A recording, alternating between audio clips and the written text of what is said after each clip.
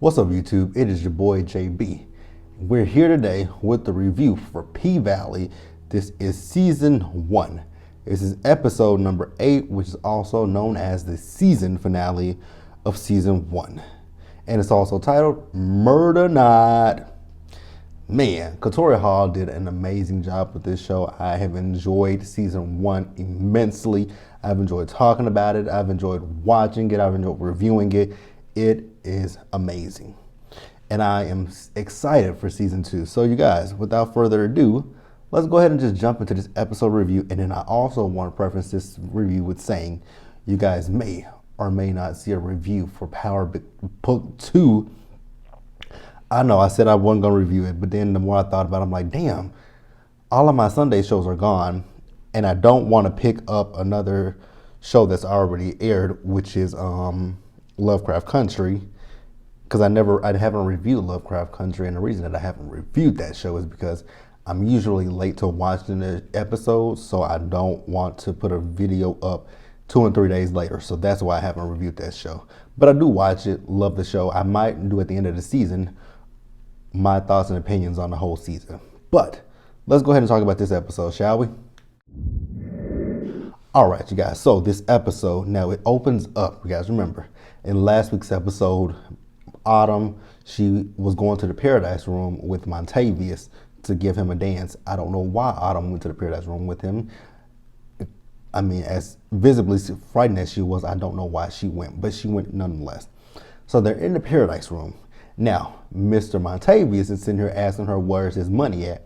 She says the money's in the bank. She says she put the money in the bank, so she mixed her stripping money with the money that she stole from Montavious. And, you guys remember she, in the bathtub, she was drowning in the alcohol. So then we find out a little bit more about Miss Autumn Nights, or Haley, as we will. So we find out that she was a former corporate accountant. I'm like, so that makes sense why she knows so much about money. So then someone knocks at the door to interrupt them because they needed to come into the Paradise Room. So he told them, Montavious told whoever it was to go away. Haley was like, let me go open the door for them. So he grabbed her, and he's choking the life out of her. I'm like, I see why she tried to kill you, because your ass is hella abusive. So let's talk about Mercedes. Let's mix Mercedes in with this one right here. So Mercedes, where am I at? So Mercedes was in the in another room. You guys remember, she was giving Coach a dance, and she asked Coach, will he, give her $10,000 for her gym? He said, sure. Can I be your partner? And she was like, no, you cannot be my partner. Then he's like, okay, well, if I'm gonna give you $10,000, I need something in return for that $10,000. And she was like, what are you talking about? He was like, you know what the deal is, Mercedes. You come to every game, sitting in the skybox with me, a condo by the riverside, but I have keys to said apartment to come and, enjoy his investment. I'm like, oh my God, Mercedes. I'm like, no. She's like, so what does your wife think about this? He's like, oh, she cool with it. I'm like, ew, so your wife is cool with that? So then outside of the club, Diamond is still letting people into the club, and a little fat boy that Maine used to, babysit his ankle monitor is there. And Diamond was looking at the little homie and this fake ID that Maine has made. And Diamond's like, you know what, fuck it, it's the last night. Go on in, have a good time. So the little fat boy goes and finds Mercedes. He knocks on the door where Mercedes is with Coach, and he hands her the missing poster of Haley. And Mercedes is like, what the fuck? How'd you get your little young ass in here? He was like, Maine gave me this fake ID and told me to bring this to you. She was like, what is it? He's like, I don't know who this hoe is. I'm like, damn, why y'all gotta be disrespectful? But she looks at it, and it's, like I said, it's the poster of Haley. And she notices the ring on the guy's hand that has his arm around her, hand around her. And then, Mercedes is putting 2 and 2 together, and she realizes that it's Montavious, who she just sent Autumn to the Paradise Room with. So Mercedes tells Coach, you know what, Coach, I got to think about this. And then we see Mercedes, she's jetting across the the strip club, and it was actually time for her to do her dance, but she's looking for Uncle Clifford or Big L, which neither one of them is in the office. So then back in the Paradise Room with Autumn, she's still dancing for Mr. Montavious, thinking that somebody's gonna come in, and then he starts mentioning this guy 80 Ade, I think that's what it was, Ade. And he said, so Ade made some accounts for her, and he says, I don't want to do to you. I guess he was trying to say to her, he don't want to do to her what he did to him. She's like, so what did you do to him? And he tells her that he dangled him over a balcony, watched the blood rush to his head, and then watched him fall to his death. I'm like, God damn, that's a terrible way to die. So, he said, but before he did that, he gave up information about you in one of the accounts, which led him to find her at these telex taking his money. So then Mercedes comes to the door and she's talking about bottle service, and Haley was like, let's let her in. So they let her in, and then we later see that, Mercedes and Haley were dancing for him, and Mr. Montavious said, well, my glass is empty. And Mercedes was like, well, the bottle is half full. So he takes the bottle and, turns it down on the floor. He's like, I want what I paid for. She's like, talking about Autumn, and she's like, wow, you talking about you paid for something, but I don't see nothing green on this flow. I just see all purple. So he takes some money out of his pocket and hands it to her, and she says, well, I'll leave if Miss Haley here, my friend Haley, wants me to leave. She said, it's okay, Mercedes. So Mercedes like, okay. So, what you want, something stronger, something like this, or something stronger? I'm like, oh, Mercedes, be careful. So Mercedes, boom, breaks the glass and comes after him like she's just whop, whop. I said whop, didn't I? She's just going after him. And he grabs her and has the bottle to her. And he's asking Haley, where is the money? She said, the money is right here. The money's here. He said, I thought you said it was in the bank. She says, I lied. The club is my bank. So he says, okay, go get my money. And, Mercedes said she would go get it. And Haley was like, no, I'll go get it. So he says, you got 5 motherfucking minutes to get my money. So she runs out to go get the money. She runs to the dressing room. She takes the duffel bag out of the locker, and then she starts changing her clothes. She put on some pants, a shirt, and then put on some tennis shoes, and she takes off running. I'm like, oh, and then she felt up on the top for the gun. I'm like, I know who got that gun. I'm like, you told a certain person that they can take the gun, and they did. Are they gonna use it for good? We shall see. So then, Montavious is talking to Mercedes. He's telling Mercedes that Autumn is not gonna come back for her, that she's gonna take off running.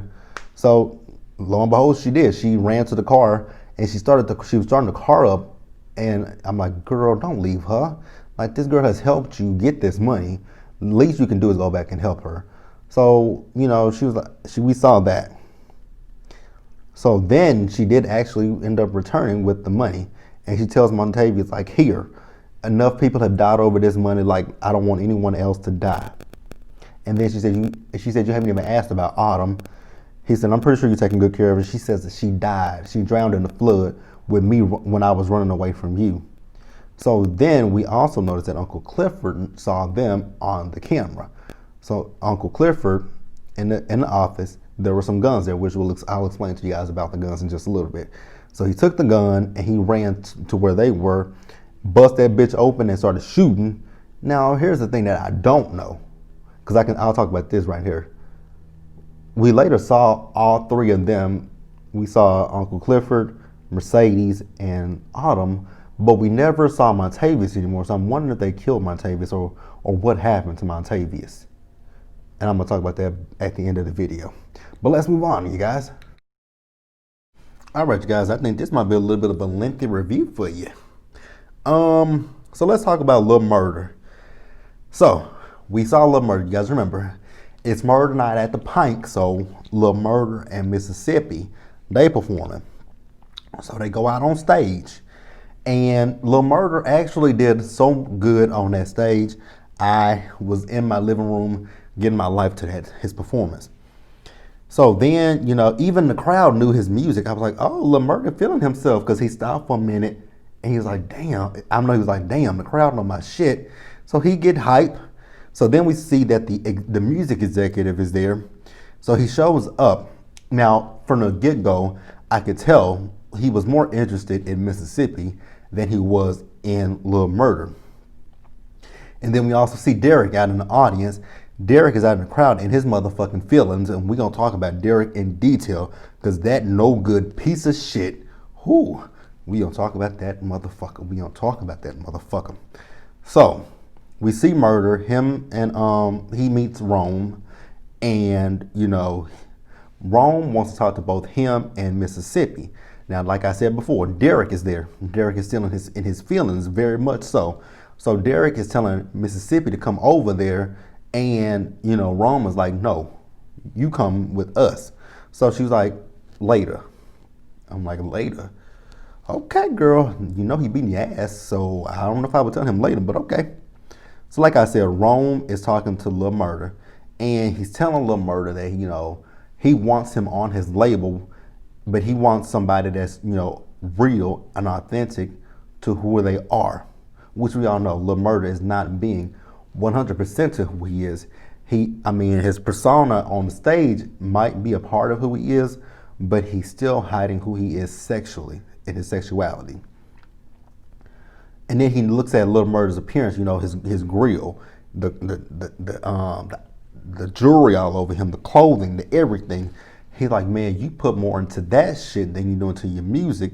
And then, he's telling him how he can introduce him to some of the hottest producers and the managers. And, he's like, well, DJ Never Scared is my producer, and Wody over here, that's my manager. But he was like, I can introduce you to most stuff. Then he starts talking to him about a production deal and a 360 deal. And I'm thinking to myself, like, Lil Murda,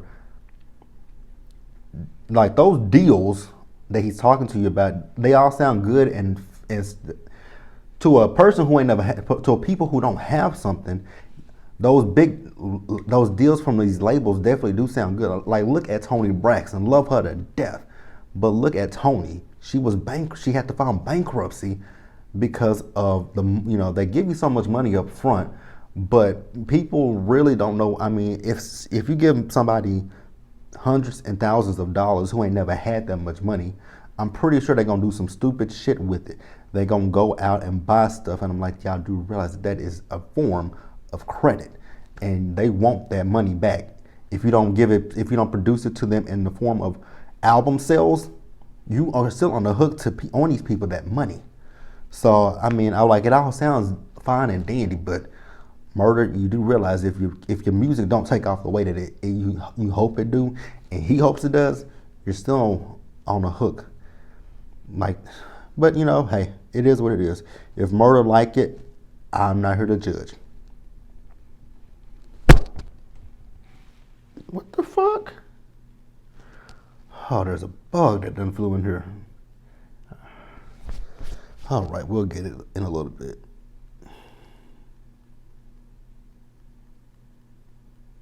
And it's just flying around me, you bitch.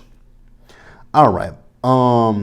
So Uncle Clifford, she comes over, and when she came over there, she put her hands on Lil Murda, and I was like, oh shit, because the way Lil Murda treated her, she was just trying to see if they needed anything, and they said, Lil Murda said that they good, and it was the way he said that they good that threw me. I'm like, oh, okay, and even Uncle Clifford, she was like, okay. And then we found out that Rome was a homophobe, talking about these niggas don't know what they want to be. If they want to be a female or a bitch. And then he said, faggots and everything. I'm like, oh, so you a homophobe. Okay, cool. I'm good on you. So then we see Uncle Clifford. She goes back to the back. Like I said, she's upset about what happened with Lil Murda. And I've already talked about the fact that she saw Autumn and Mercedes on camera, because she went back there. Now she actually at first she saw when she was in there with Big L. That motherfucking, oh God, that bug just flew on me. It's gonna bother me. So where was I at? So at one point she saw, when she was back there with Big L, she saw Autumn topless, and then she saw,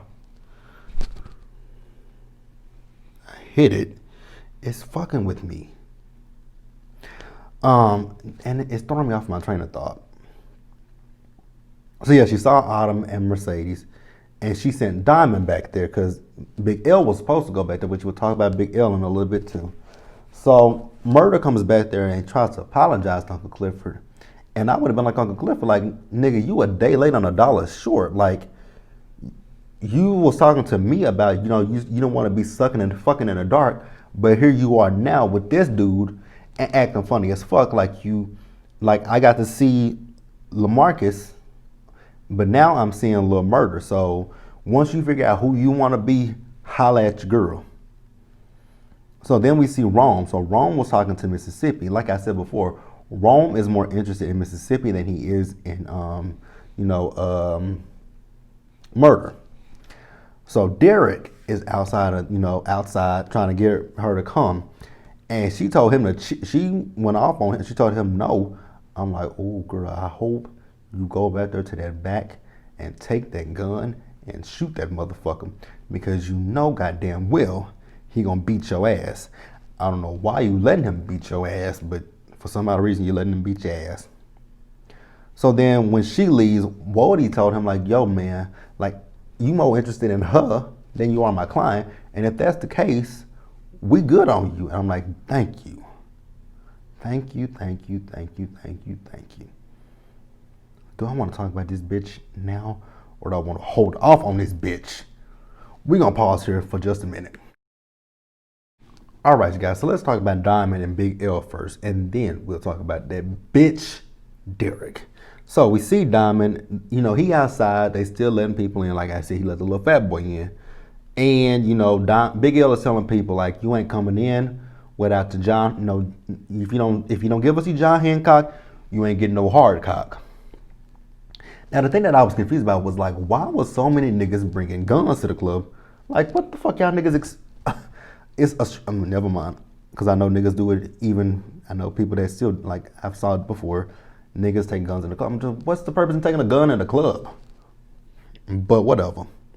So then we see Big L. So Big L, this is what I was talking about a few minutes ago. When he was in the office, he was watching the cameras, and and Uncle Clifford, she came back there, and Uncle Clifford was telling her about they noticed Autumn.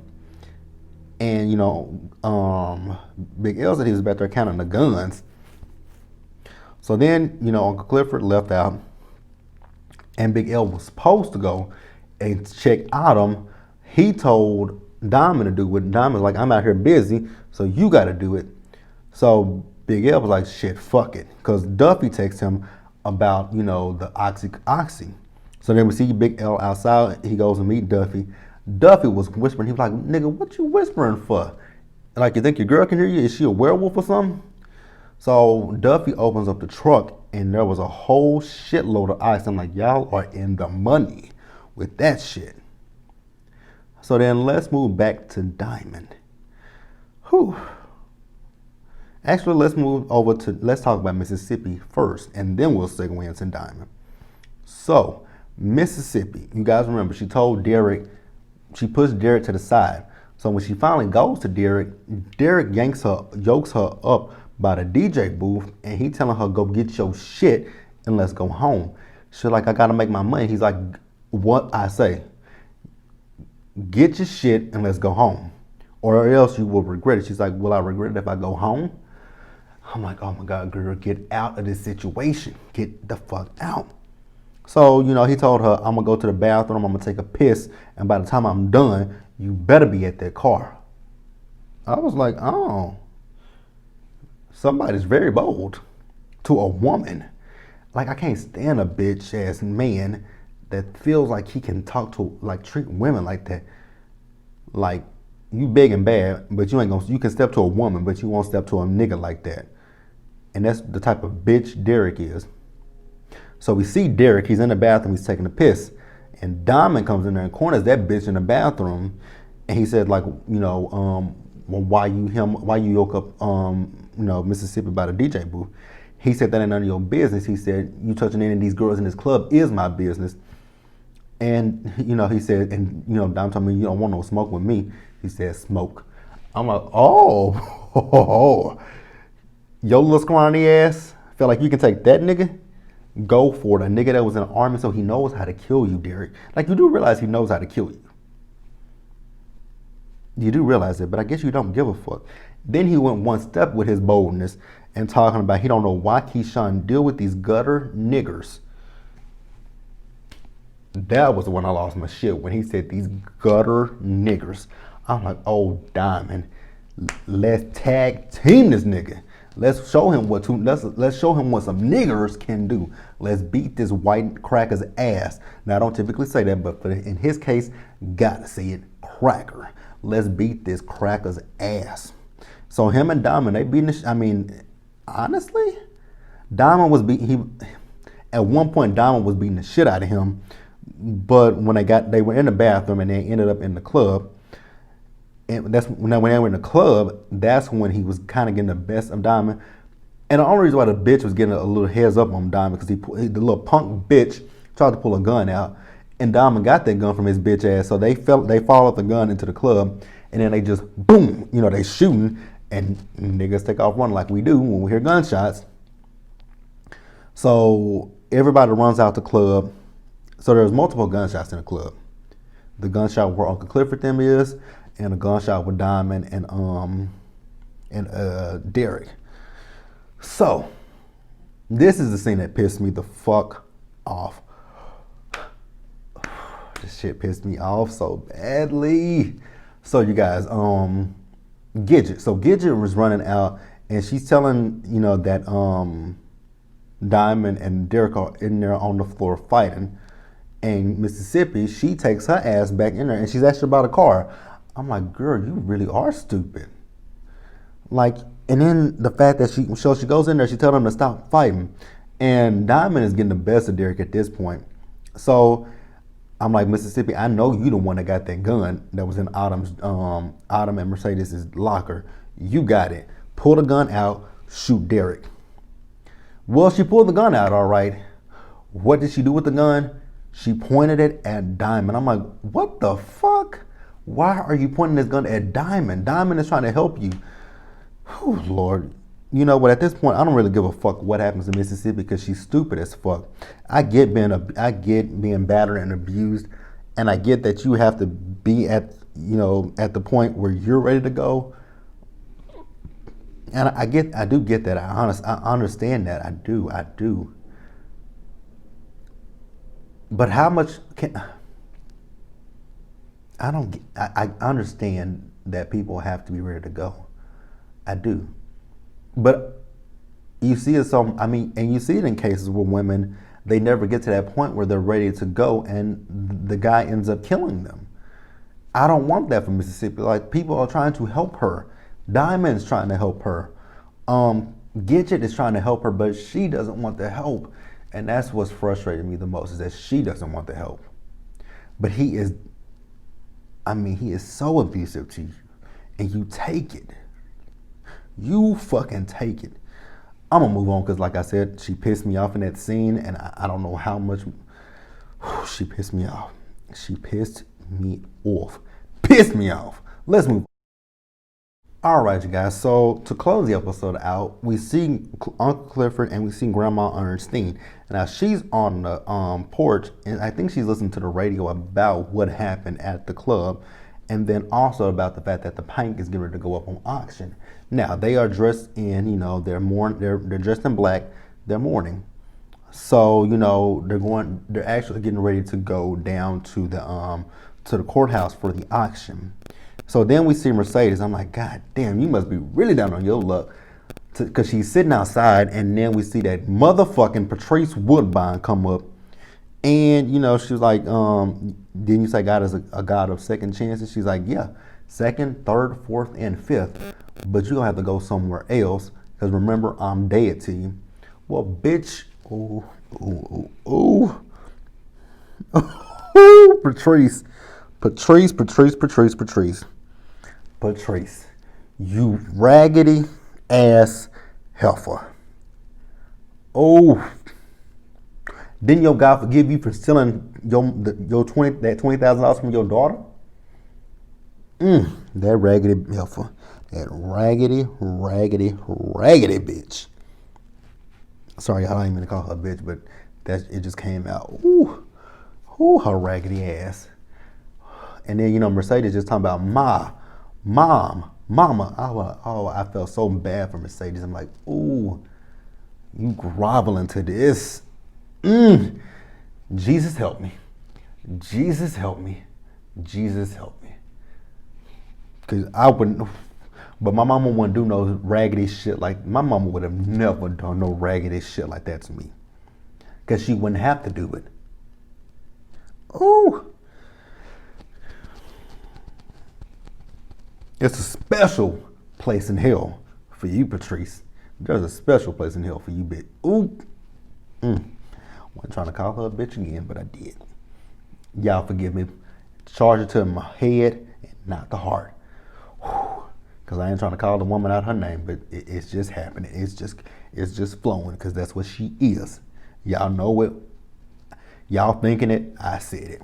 So then we see Andre. So Andre and his wife, they are checking out of the hotel.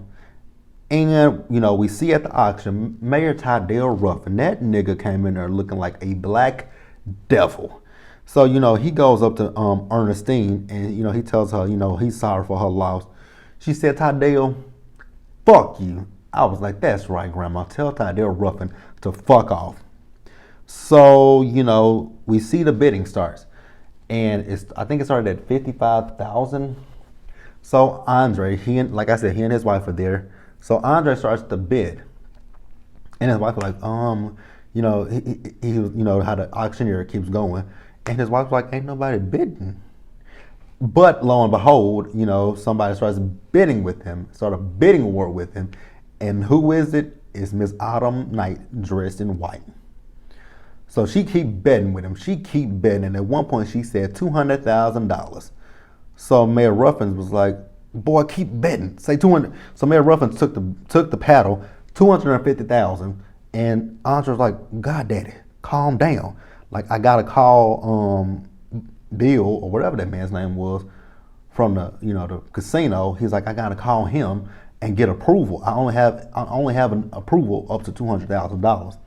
So he get him on the line, and Autumn said $250,000. So that is all her money that she has, and she won. And Mayor Ruffin's like, hold on. The rules of this auction is you can only get it if you show that you got cash up front. Autumn's like, well, what the fuck you talking about? She take that bag, dump it all on the floor. $250,000 in your face, bitch. So, they got the pink. So then, we see Uncle Clifford, Grandma Ernestine, and Autumn there. She said, "Ho, what's your name?" And Uncle Clifford was like, "Grandmother." She said, "I know what's my man," but she kept calling her a hoe, and she said, "My name is Haley." So then Uncle Clifford does ask Haley, "Why did you say the pink?" She said, "Well, I owed you at one point, so now you owe me." So then, him, her, and Mercedes, because Mercedes comes in, and Mercedes, like I said, Mercedes still ain't done her last dance. And, at this point, it's a new day at the Pink.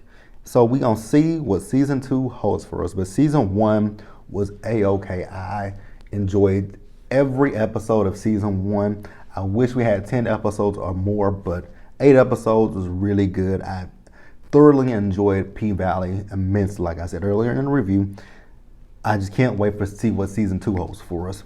I hope that they're able to start filming pretty soon, because there are a lot of things that are filming currently, like TV shows are filming, like the soap operas are filming. General Hospital is filming. I love General Hospital, by the way.